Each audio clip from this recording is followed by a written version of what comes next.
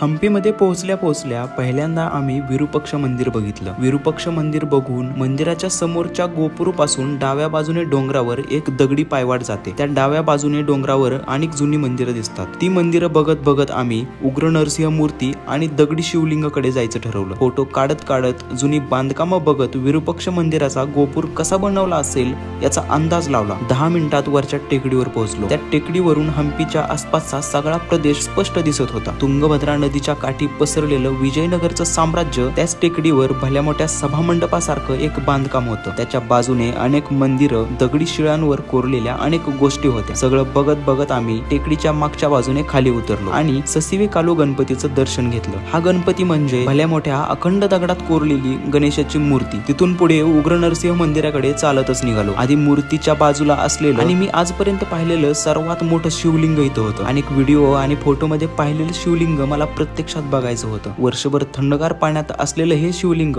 अखंड दगडात कोरलेलं आहे। या शिवलिंगाच्या बाजूला उग्र नरसिंहाची एक भली मोठी मूर्ती आहे। ही मूर्ती भगवान विष्णूचा अवतार असल्याचं मानलं जातं। आक्रमणामुळे आणि काळाच्या ओघात मूर्तीचे काही भाग मोडले गेले आहेत, तरी सुद्धा तिचे वैभव आणि भव्यता अजूनही जाणवते। मूर्तीच्या मागे सर्पाच्या असलेल्या फण्या छत्री सारख्या दिसतात। ही मूर्ती सुद्धा एकाच दगडात कोरलेली आहे। हम्पी मधली सगळी मंदिरं आणि पर्यटन स्थळं बहुतेक 6-7 नंतर बंद होतात। त्यामुळे आता जास्त फिरत न बसता इथून जवळच असलेलं कृष्ण मंदिर देखील बघायचं होतं आणि इथंच थांबायचं होतं। त्यामुळे जवळ असलेल्या कृष्ण मंदिराकडे गेलो। हम्पी मधली ही सगळी मंदिरं आज फक्त मंदिरच आहेत। आजच्या घडीला हम्पी मधल्या मंदिरांमध्ये देव अस्तित्वात नाहीत। विरूपक्ष मंदिर आणि काही मंदिरं सोडली तर सगळी मंदिरं ही देवाविना रिकामी आहेत। कृष्ण मंदिर बघेपर्यंत घड्याळामध्ये 7 वाजले होते। त्यामुळे अजून दुसऱ्या ठिकाणी जाण्याऐवजी आम्ही इथल्या लोकल मार्केटमध्ये गेलो, थोडीफार खरेदी केली आणि जेवण करून रूमवर आलो। उद्याचा प्रवास तुम्हाला पुढच्या व्हिडिओमध्ये बघायला मिळेल, त्यामुळे आताच फॉलो करून घ्या।